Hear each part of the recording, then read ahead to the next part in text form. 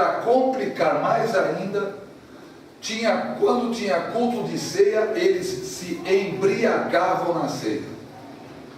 A ceia não era com suco de uva, era com vinho mesmo. E eles tomavam mesmo, não era um cálicezinho. Eles levavam uma quantidade razoável, e Paulo diz, uns se embriagam, outros não tomam nada. Posso tomar um pouquinho do seu vinhozinho? Não, esse aqui é para mim, eu que trouxe. Por que você não trouxe o seu? Agora, comece a imaginar um culto de gente que não respeita nada, que faz os dons sendo manifestos, e as pessoas não controlam nada, associa isso a embriaguez. Imagina que culto que devia ser. Mano, o Espírito era uma confusão. Aí Paulo fala, não vos embriagueis de vinho no qual dissolução, mas enchei-vos do Espírito Santo. Então é por isso que ele traz essa doutrina, dizendo, olha, eu falo em línguas mais que todos vocês, mas em público, né? Eu prefiro falar para vocês, palavras que vocês entendam, do que falar em línguas. Ele fala, eu oro mais do que vocês, eu fico mais tempo em línguas do que vocês, mas eu faço isso particularmente. Eu não faço em público, quando todo mundo está prestando atenção em mim. No que Paulo edificaria a igreja, se na hora que ele vai trazer um recado, uma mensagem, uma palavra, um ensinamento, ele fica orando em línguas? É isso que ele quer dizer. Quando todos estão prestando atenção em mim, eu falo no meu idioma. Agora, quando sou eu e Deus, aí eu oro como eu quiser. Então não é errado orar em línguas. Aliás, a igreja está perdendo isso. Já pouco a pouco vai cada vez menos orando em línguas.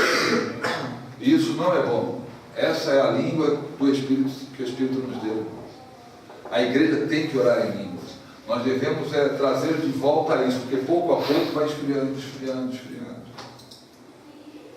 Então não é errado orar em línguas no momento certo. No momento de louvor, quando todo mundo, no momento de oração durante o louvor, quando todo mundo está orando, vamos supor que ninguém esteja orando em línguas, seja todo mundo em português, você entende que as pessoas estão orando? Quando todo mundo ora simultaneamente? Então não faz diferença orar em línguas em português. Não atrapalha nada, não impede nada, não tira nada de ninguém. Então dizer, não pode se orar em línguas na igreja, não é bíblico isso. Existe um momento, e eu vou dizer uma coisa, quando a igreja se junta e o povo começa a orar em línguas, você sente a diferença no culto. Há muita diferença. Então não se deve proibir, não. Muito pelo contrário, deveria se incentivar durante o louvor, durante a adoração, as pessoas a orarem. Quem não ora começa a orar, receba, fala em línguas. Deveria se incentivar isso, porque faz diferença no culto, sim. E se tiver demônio por ali, toma fogo de tudo quanto é lado. Quando o Espírito Santo desceu, né, no dia de Pentecostes, línguas como que de fogo foram vistas pousando sobre cada um deles. Há poder na língua, irmãos. Se não houvesse nenhum benefício, então não precisaríamos orar em línguas.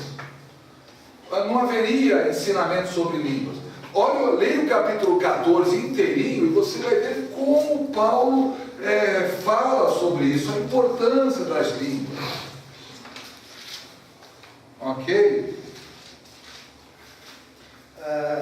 Eu ouvi uma vez, não sei se isso procede, que existe a língua dos anjos e que a gente não consegue entender isso. Existe porque Paulo falou, né? Que existe a língua dos anjos e a língua dos homens, né? Então, se ele falou que existe, existe. Essa língua dos anjos não é essa mesma que nós falamos que não entendemos. Não é a mesma. Também. Ele diz ainda que eu falasse a língua dos anjos e dos homens e não tivesse amor. Então, certamente, se ele falou língua dos anjos, que os anjos têm uma linguagem deles, né? Pode ser que agora nunca ouvi, nem vi, muito menos ouvi um anjo falando, então não sei. Mas todas as vezes que os anjos falavam com os homens, falavam no idioma que os homens entendiam. Eu vi um vídeo que um pastor, não sei se alguns já viram, ficava assim. Nem vai dar. pastor metralhador. Não vamos falar Apelidaram disso. ele. Mas tipo assim, ele Está preso, né? aparentemente ali você via que as pessoas estavam tudo fora das coisas. Irmãos, a manifestação do Espírito Santo produz alegria na igreja. Produz sobrenatural na igreja. É importante a manifestação do Espírito Santo na igreja. E quando as igrejas vão podando as manifestações, a igreja vai se tornando fria, frívola em relação às coisas de Deus. Fica a religiosidade. Agora o irmão fulano vai cantar um cântico. Oh, todo mundo. Amém. Agora o coral não sei o que, e vai lá. Todo mundo. Amém. Fica nisso, irmão. Cadê o mover? Cadê a ação do Espírito Santo na igreja? Aí acontece, tem uma manifestação, chama a polícia ou chama a ambulância. Né? Está tendo um ataque. É um ataque demoníaco. Vai alguém lá e expulsa. Quem é que vai?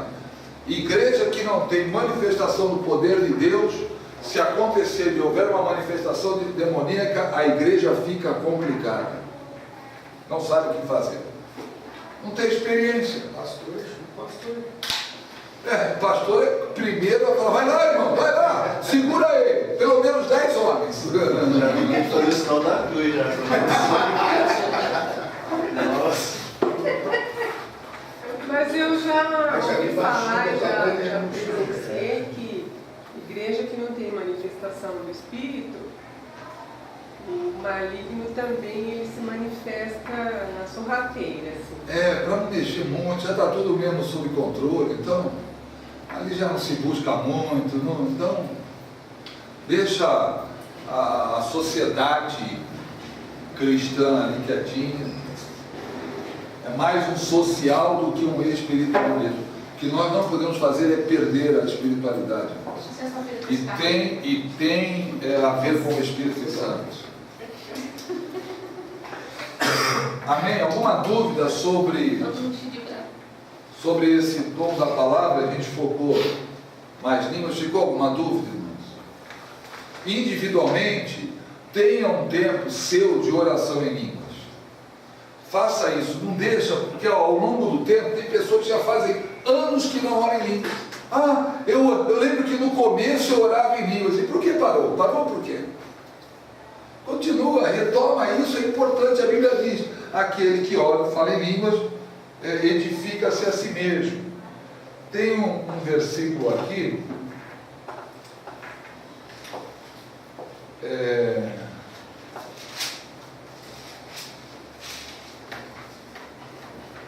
bom, nós vamos ver em interpretação. Quando falarmos de interpretação, nós vamos ver a importância das línguas. Ok? Está entendido sobre línguas? Então em Pentecostes foi essa variedade, né? Não, ali foi um outro mover. Eles começaram a falar línguas. Quando você conta as nações que tinham ali, tinham mais de 13. Está identificado 13, mas tinha mais. O que aconteceu? Eles disseram, como que cada um de nós ouve na sua própria língua materna, de onde eles vinham. Porque vinham judeus de todos os lugares para a festa em Jerusalém. E quando aconteceu o dia de Pentecostes, o Espírito Santo desceu onde todos estavam reunidos conforme Jesus havia ordenado que eles ficassem. E diz que todos começaram a falar línguas. E não era baixinho não, era um som estrondoso. 120 pessoas orando em línguas. Não dependia Eu do fico que imaginando... Nesse caso é idiomas. Não, línguas. Aí começaram a correr pessoas. Você já viu quando acontece um problema e quem está perto sabe corre? Tem gente que está longe não sabe nem o que é, mas sai correndo em direção. Ali aconteceu isso, porque mais de 3 mil pessoas estavam lá, porque só 3 mil se converteram, então tinha mais de 3 mil. Eles começaram a orar em línguas e pessoas que estavam próximas foram até o lugar e falaram: o que é que está acontecendo? Que som é esse?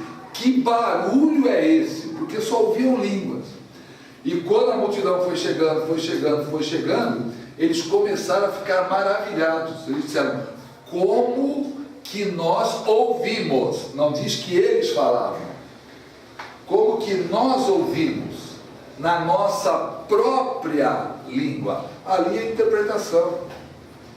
O Espírito Santo, para cada pessoa, de acordo com cada região, dava a interpretação, porque ouvimos magnificar e glorificar a Deus naquela língua onde eles tinham nascido. Era a mesma mensagem, só que cada um entendia com a sua língua. Exatamente. É impossível, vamos supor, para entender. Aqui nessa classe, nós estamos em 14 pessoas, 15 pessoas, ok? 9, 10, 11, 12, 14 pessoas, comigo 15. Vamos supor que cada um falasse um idioma diferente, ok? Nós não falamos o mesmo idioma, cada um de nós fala um idioma diferente. E todos nós começássemos a falar simultaneamente, cada um no seu idioma. Alguém conseguiria separar os idiomas? Ah, cara, ele está falando inglês. Eis que eu... Não consegue, irmãos.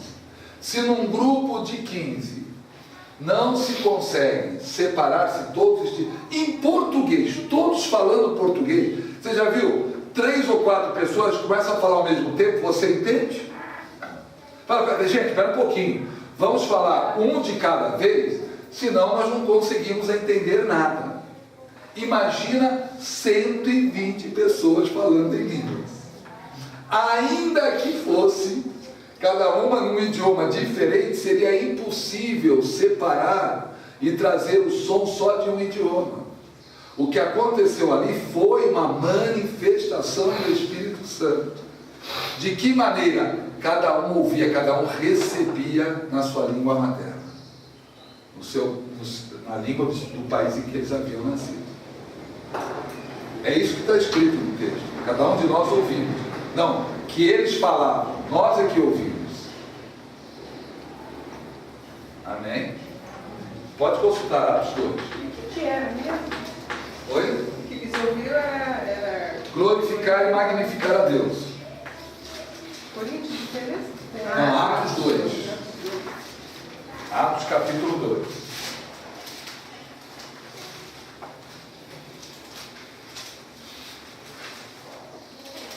Eles ficaram maravilhados.